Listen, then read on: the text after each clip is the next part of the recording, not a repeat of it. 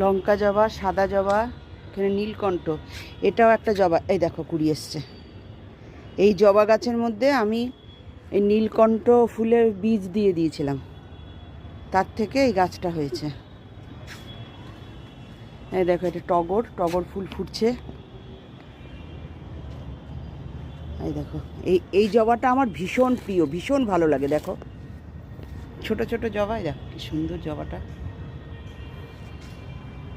এই একটা জবা, এই একটা জবা, ঠিক আছে। এই দেখো